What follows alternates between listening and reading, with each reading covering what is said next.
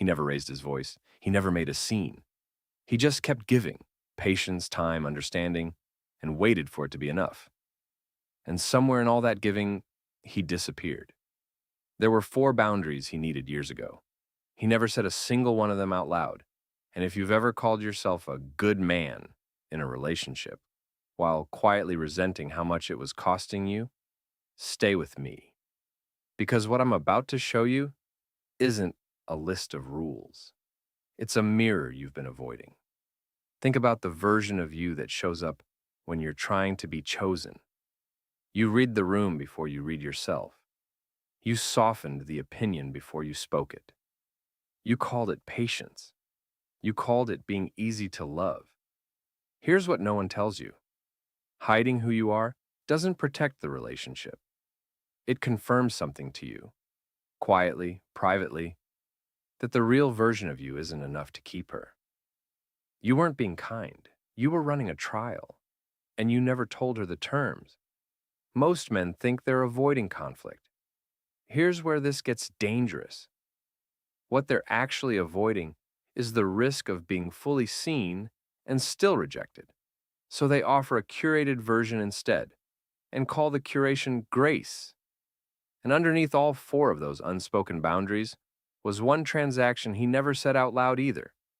If I give enough, I won't have to ask for anything. The love will just arrive. That's not devotion. That's a covert contract. And she never signed it because she never even saw it. Boundary 1. Her emotions are not your job. She comes home tense, quiet. Something's off. And before she's even said a word, you're already scanning. What did I do? What do I fix? How do I make this go away? You were never trained to comfort her. You were trained to neutralize her because her bad mood used to feel like your failure. A grounded man can hold space for her storm without stepping into it and drowning. Her emotions are real. They are not your assignment. But emotional rescue is only the first layer. The second one is quieter, and it costs more. Boundary 2. You are not her emotional punching bag. Somewhere along the way, you confused absorbing her worst moments with proving your loyalty. So when she lashes out, you take it. When she's unfair, you let it slide. You call it being the bigger man. Ask yourself this honestly. When was the last time you let disrespect pass? Because correcting it felt riskier than enduring it. A man cannot be both a target and a leader in the same relationship. She does not need a man who absorbs the blow.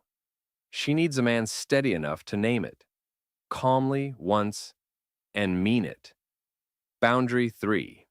You don't abandon your life to be chosen. Here's something most men miss completely. Every time you canceled plans, shrank your circle, or quietly let your own goals go soft for now, you weren't prioritizing the relationship. You were liquidating the very things that made you worth choosing in the first place. This isn't about being unavailable. This is about understanding that a man without a life of his own has nothing left to invite her into. And now, here's the part that changes everything. Boundary 4. The covert contract. He never said, I need you to choose me back. He just kept giving. Rides, money, patience, presence, quietly tallying it all in a ledger she never knew existed.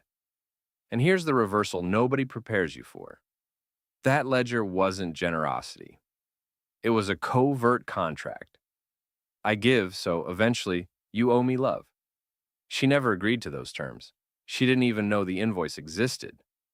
So when it finally came due, when he finally said after years, I've given you everything, it didn't land as love.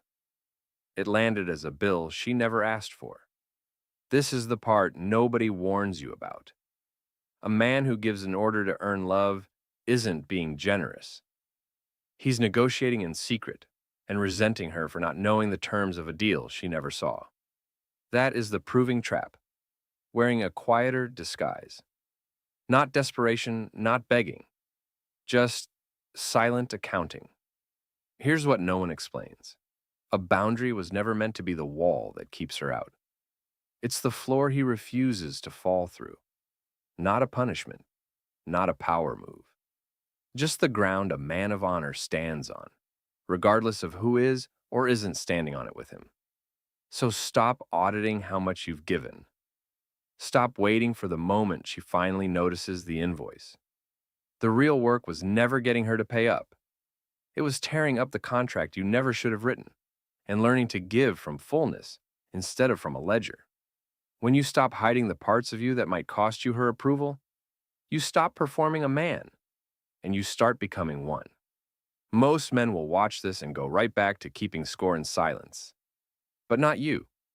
If you're done negotiating for love in secret and ready to give without a ledger, drop a comment right now.